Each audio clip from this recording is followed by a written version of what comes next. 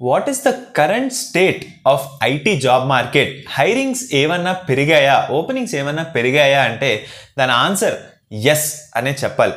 Comparatively compare to the last year are last 6 months ఇప్పుడు మనకు openings అనేవి మెల్లిగా పెరుగుతూనే వస్తున్నాయి. ఎస్పెషల్లీ 3+ years ఆఫ్ ఎక్స్పీరియన్స్ ఎవరైతే ఉన్నారో. బట్ అగైన్ ఈ ఓపెనింగ్స్ అనేవి కొంచెం లొకేషన్ స్పెసిఫిక్గా అయితే పెరుగుతూ వస్తున్నాయి. If you look at Hyderabad మనం అనుకున్నంత సిగ్నిఫికెంట్ నంబర్ ఆఫ్ ఓపెనింగ్స్ అయితే ఉన్నాయి, బట్ అంత సిగ్నిఫికెంట్ నంబర్ అయితే లేదు. But in Bengaluru location 3+ years experience దగ్గర నుంచి 3 to 8 మధ్యలోని there are very good number of openings అనమాట. If you are someone who is searching for a job, అంటే నాకు కొంచెం ఫాస్ట్గా జాబ్ రావాలి, ఎక్కువ జాబ్స్కి నేను అప్లై చేయగలిగి ఉండాలి అంటే మాత్రం ట్రై ఫర్ బెంగళూరు లొకేషన్. కాకపోతే ఏంటంటే ఇప్పుడున్న మార్కెట్లోని there is only one drawback.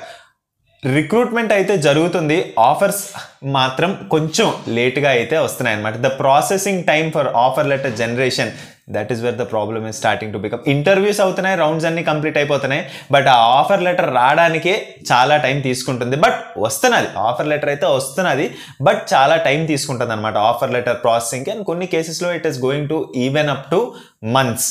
But hiring start అయిందా అంటే మాత్రం దాని ఆన్సర్ అయితే ఎస్.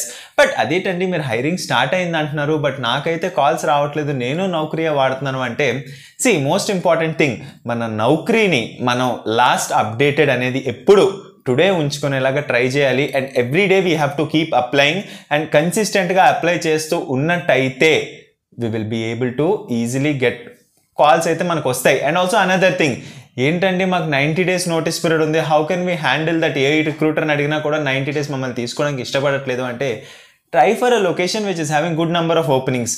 అక్కడ మనం ట్రై చేసినట్టయితే ఏదో ఒక రిక్రూటర్ ద్వారా, ఏదో ఒక కంపెనీ ద్వారా మనకు వస్తుంది, ఖచ్చితంగా ఏదో ఒక కంపెనీ ఇస్తుంది 90 days కూడా. Then try for the location of your choice. For example నాకు హైదరాబాద్ కావాలి అని అనుకుందాం, ఆ హైదరాబాద్లో 90 days నోటీస్ పీరియడ్ ఉంటే తీసుకోవట్లేదు అనుకుందాం, I should try for Bengaluru. 3 months కాబట్టి there is no issue.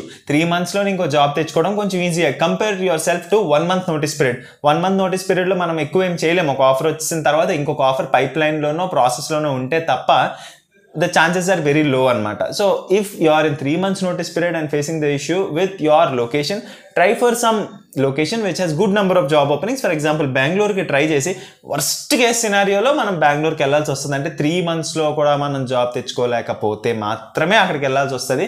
But if aa offer manam chethilo undadam valla we will be able to resign in the current company and we will be able to do serving notice period. Serving notice period loni the magic happens. ఈ వీడియోలో information మీకు helpful అనిపిస్తే వీడియోని like చేయడానికి try చేయండి. ఛానల్కి కొత్తగా వచ్చినట్టయితే ఛానల్ని సబ్స్క్రైబ్ చేసుకోవడానికి ట్రై చేయండి.